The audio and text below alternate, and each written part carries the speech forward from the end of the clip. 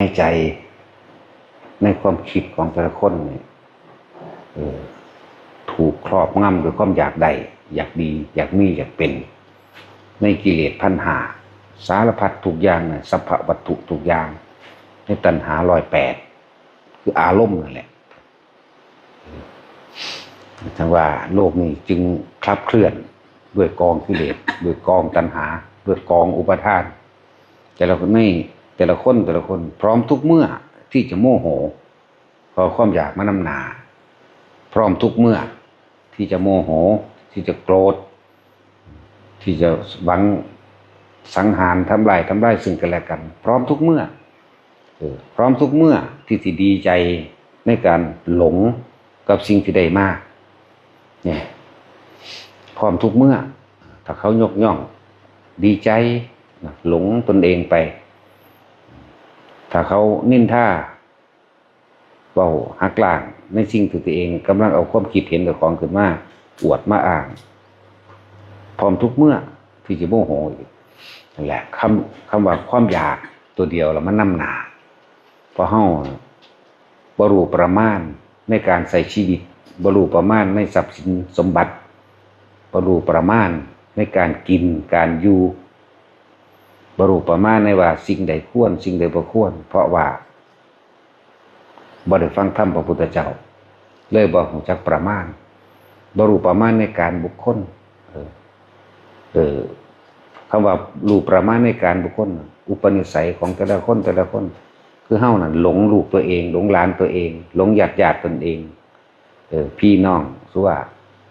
ได้เป็นตำรวจได้เป็นทหารได้เป็นครูนี่เอื่นว่าบ่รู้ประมาณแล้วก็เอาไปยกเอาไปอ้างไปอวดเอาไปคมนี่เอื่นว่าบ่รู้ประมาณในการบุคคลบ่ฮู้ว่าอันใดควรอันใดบ่ควรเด้นี่แหละเพราะตัณหากิเลสตัณหาตัวเดียวนี่แหละตัณหาอุปทานที่เฮาเข้าไปยึดไว้โลกนี้จึงคลับเคลื่อนโดยกองแห่งกิเลสตัณหาโลกนี้คลับเคลื่อนโดยอารมณ์สิ่งที่ห้ามความรู้สึกในจิตของเฮาได้ก็คือธรรมะของพระพุทธเจ้านี่ทางเดียวเท่านั้นที่ทุกคนสิออกจากความหลงตนเองความโลภความโกรธความหลงความโลภความโกรธมันเป็นอันเดียวกันเป็นอันเดียวกันถ้าเฮาฟังธรรมตามความเป็นจริงได้แล้วมีอริยสัจสี่เป็นต้นแล้วก็มีเหตุและปัจจัยทั้งหลายที่เฮ็ดให้สัตว์เวียนว่ายตายเกิดเหตุและปัจจัยทั้งหลายที่เฮ็ดให้คนเฮาโกรธเพราะอะไรโกรธเพราะโลภเพราะความอยากได้ถ้าบ่ได้โมโหขึ้นทันทีเลยนั่นแหละคือถูกครอบงำด้วยความหลงบ่ฮู้ประมาณในการอาหารการอยู่การกินบ่ฮู้ประมาณในเครื่องใช้สอยที่อยู่อาศัยบ่ฮู้ประมาณในเครื่องประดับประดาอิหยังต่างๆและบ่ฮู้ประมาณในปัจจัย4ก็ว่า จังคนเฮาจึงตั้งแต่จำความใดดิ้นรนแสวงหาอยากได้อยากดีอยากมีอยากเป็นอยากได้เบิดทุกอย่างอยากได้อยากดีคืออยากให้ผู้อื่นยอมเจ้าของว่าดีอยากมีคือมีเบิดทุกอย่างเกียรติยศชื่อเสียงซ่อนเล่นอยู่ในนี่มันมีแล้วก็จะมีเกียรติยศชื่อเสียงเข้าไปอีกเด้ได้ดีมีอยากเป็นทุกอย่างที่โลกเขานิยมชมชอบคนเป็นคนดีก็อยากเป็นคนดีเขาย่องว่าดีเขาย่องว่าเป็นเศรษฐีเขาย่องว่าเก่งเขาย่องว่านี่เยอะอยากเป็นแบบนั้นจริงๆว่าโลกนี้ขับเคลื่อนไปด้วยตัณหาและอุปาทานกิเลสตัณหา108นั่นเองตะกี้เฮาบ่ได้ยินได้ฟังธรรมชาวนายกตัวอย่างถึงฤดูทำนาก็ยุ่งวุ่นวายคิดหาแต่ว่าสิตกกล้าสิว่านกล้าเขานั่นเขานี่ให้หน้าให้นั่นสิปรับปรุงให้หน้าให้นั่นให้นี่สิเอาตอไม้ออกสิอัดดินอัดน้ำบางหันบางนี้ตัวนั้นมีหญ้าน้อยหญ้าหลายต้นไม้นั่นคดต้นไม้นั่นขวางให้นั่นมีน้ำทั้งสี่น้ำบ่ถึงบ่นี่ก็ดินรนด้วยความอยากพวกพ่อค้าก็แสวงหาทางสิไปมองใดขายของดีคนนิยมหนังคนอันนั้นนี่ดินรนบอกถือเคลือบถือแฝงด้วยความโลภในตนเองนั่นแหละ พวกนักการเมืองคิดแต่สิแสวงหาผลกำไรครู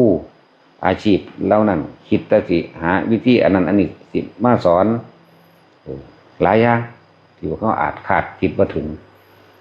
แต่ทั้งหมดทั้งมวลนี่มีตัณหาน้ำหนาเบิดคือความอยากได้ดีมีเป็นแต่เฮาบ่เคยเห็นความจริงเพราะว่าเฮาบ่ฮู้จักประมาณประมาณสิ่งอันใดที่ว่าอันมันพอดีหรือบ่พอดีสิ่งใดในความสำคัญสูงสุดในชีวิตคนในชีวิตมนุษย์สัตว์ทั้งหลายอาหารเป็นที่หนึ่งเครื่องนุ่งห่มที่อยู่อาศัยยารักษาโรคนี่คือถ้าเฮารู้ประมาณว่าสิ่งทั้งหลายเหล่านี้เป็นเครื่องสำคัญและจำเป็นการดำเนินชีวิตดำรงชีวิตอยู่จึงเรียกว่าฮู้ประมาณเรียกว่าใช้ชีวิตแบบมัชฌิมาคนที่ใช้ชีวิตแบบนี้ได้ก็คือคนที่ต้องเข้าใจชีวิตลึกซึ้งรู้อนิจจังรู้ทุกข์รู้ความดับไปแตกไปสลายไปหรือว่ารู้ความบ่จีรังยั่งยืนของสรรพสัตว์ของสรรพสิ่งของโลกทั้งหลายทั้งปวงว่าสิ่งใดเกิดขึ้นสิ่งนั้นก็ต้องดับเป็นธรรมดาเฮารู้ควรประมาณในการใช้ชีวิตนั่นแหละสิ่งสำคัญสูงสุดในโลกอาหารเป็นเท่านึงอยู่แล้วอาหารเครื่องนุ่งห่มที่อยู่อาศัยยารักษาความเจ็บปวดเท่านั้นแหละเอาฮู้ประมาณเฮาก็ฟังธรรมของพระพุทธเจ้าก็เข้าใจง่ายการเกิดเป็นทุกข์แบบนี้แก่แบบนี้เจ็บปวดป่วยแบบนี้พัดพรากจากสิ่งที่รักแบบนี้สิ่งใดอยากได้ดังใจแล้วบ่ได้เป็นทุกข์แบบนี้สาเหตุแห่งทุกข์มันมาจากความอยากนะวิธีดับทุกข์ก็หนทางนะมรรคมีองค์8ถ้าผู้ใดเดินเข้าทางสู่นี้เมื่อรู้เท่าทันต้นเหตุผลกรรมทั้งเบิดคือความคิดนึกของเฮาเองมันก็หยุดได้นั่นแหละเพราะว่าเฮาขาดธรรมะอันแท้จริงขาดของจริงขาดการฟังอริยสัจสี่จากพระพุทธเจ้าขาดการฟังปฏิจจสมุปบาทหรือปัจจัยการให้สัตว์ทั้งหลายเวียนว่ายตายเกิด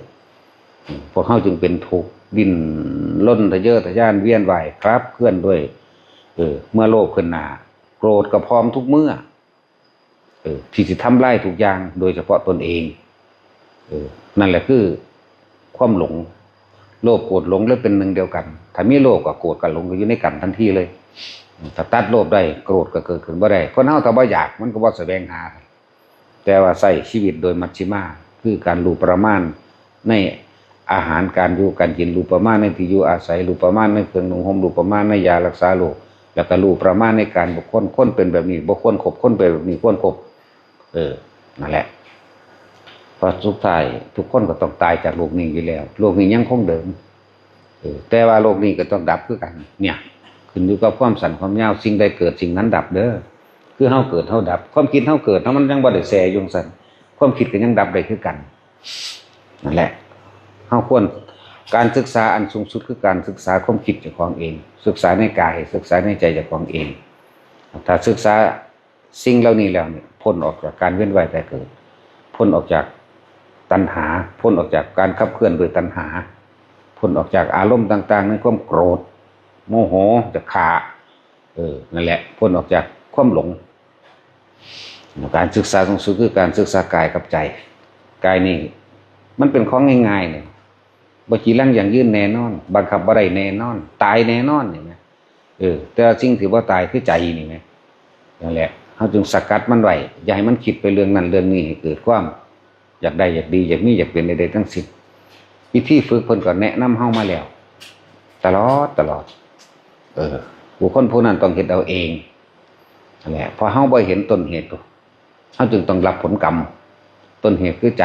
ต้นเหตุคือความอยากได้ใจเป็นใหญ่ใจเป็นประธานเวียนว่ายตายเกิดก็เพราะใจสิบ่เกิดกับใจคือกันนั่นแหละถึงว่ามาฝึกมาหัดเอาเองไผก็ดีสิ่งนี้บ่มีไผเห็นไผได้เด้อ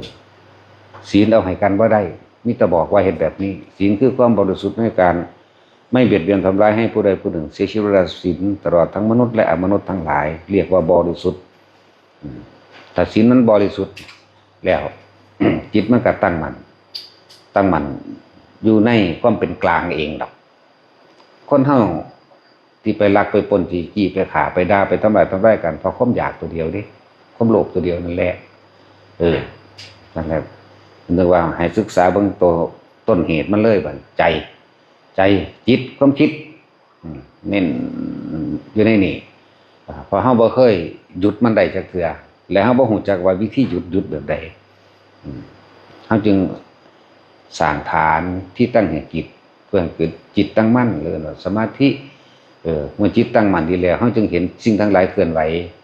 เฮาจึงเห็นสิ่งทั้งหลายบ่จีรังยั่งยืนเด้ตะกี้เฮาบ่เห็นเพราะว่าเฮาบ่เคยหยุดเบิ่งมันเฮาบ่เคยหยุดมันจะไหลไปกับมันเห็นเขาได้รถก็จะได้น้ำเขาเห็นลูกเขาเป็นเจ้าเป็นน้องเป็นนายเป็นนั่นเป็นนี่ก็อยากให้ลูกกับของเป็นน้ำเขานี่คือบ่เคยหยุดอยากเป็นนั่นเป็นนี่ตัวเองก็อยากเป็นแน่อยากให้ผู้อื่นเป็นแน่นะเพราะเขาบ่เคยหยุดแหละถ้าเขาหยุดเพื่อให้เกิดจิตตั้งมั่นแล้วเรื่องว่าสมาธิจิตตั้งมั่นมีฐานแห่งการจิตตั้งเหมือนหอคอยสังเกตการนั่นแหละตะกี้เขาไหลไปน้ำมันไปตามทางมันไหลไปตามน้ำไหลไปตามทางแต่นี่เขายืนอยู่ในหอคอยสังเกตการคือลมหายใจนี่แหละหอคอยสังเกตการก็ดีมืออยู่กับลมหายใจแล้วจิตตั้งมั่นดีแล้วเข้าสู่อาการปิติปราโมทย์จิตเกิดความปลื้มเบิกบานขึ้นมาแหละจะเป็นเหตุแห่งเกิดปัญญาว่าศีลจึงเป็นที่อบรมแห่งสมาธิเพราะมันบ่อยากได้มันเลยบ่ไปลักไปปล้นไปกี้ไปฆ่าไปด่าไปอิจฉาริษยาศีลจึงอบรมสมาธิมันเลยถือเอิ้นว่าจิตตั้งมั่นเมื่อมันตั้งมั่นดีแล้วมันก็เป็นเหตุเกิดให้การเห็นตามความเป็นจริงได้และเอิ้นศีลสมาธิและปัญญาและทั้งสามอย่างก็เป็นหนึ่งเดียวกันคนที่เกิดมาศีลเลยว่าท่านได้เป็นดอกส่วนมากลอยทั้งนั่นแหละปัญญาอบรมสมาธิปัญญาอบรมศีลปัญญาอบรมศีลปัญญาอบรมสมาธิสามอย่างนี่เป็นมรรคสมิที่ทำเครื่องเกื้อหนุนกันแต่ทุกสิ่งทุกอย่างเหตุของเฮาต้องเกิดขึ้นจากการฟังก่อนเด้อฟังทำความเข้าใจไล่เลี่ยงตัวเองพิจารณาตัวเองเห็นบ่นี่พิจารณากายตัวเองพิจารณาใจตัวเองนั่นเองแหละมันจังสิเป็นไป คนเกิดมามีศีลเลยน่ะยากคือดอกแต่ว่ามีอยู่บ่แม่นว่าบ่มีคือโสดาบันเกิดมาเลยนั่นน่ะคือสกิทาคาเกิดมาเลยจังซี่เป็นผู้มีอยู่แล้วเขาก็เลยง่ายขึ้นซั่นแหละจังว่ามาฝึกมาหัดเอาฟังดูเขาศรัทธานุสาลีเกิดความเชื่อมั่นตั้งใจมุ่งมั่นของตัวเองกับบรรลุโดยศรัทธาก็มีเห็นบ่ล่ะบรรลุความเพียรก็มีจังซั่นแหละหรือสิเป็นปัญญาก็มีได้ทั้งเบิดแต่ทั้งหลายทั้งมวลนี่ก็รวมแล้วบ่ขาดอันใดอันหนึ่งดอกเพียงแต่ว่าเพิ่นแยกแยะซื่อๆดอกธรรมานุสาลีศรัทธานุสาลีหยังก็ว่าไปบ่ต้องไปเว้ามันดอกอันเรื่องบาลีอันนั้นน่ะเฮาบ่เข้าใจฟังดูเขาก็เข้าใจเองก็เห็นตามความเป็นจริงเองพอเฮาพิจารณาในตัวเองร่างกายเจ้าของตะกี้มันคือแลนกุนๆซั่นผมก็บ่ร่วงหัวก็บ่งอกกินอีหยังก็แซ่บเดี๋ยวนี้มันคือบ่เป็นอันแหละบ่เที่ยงบ่จีรังแต่เป็นของเฮามันก็บังคับได้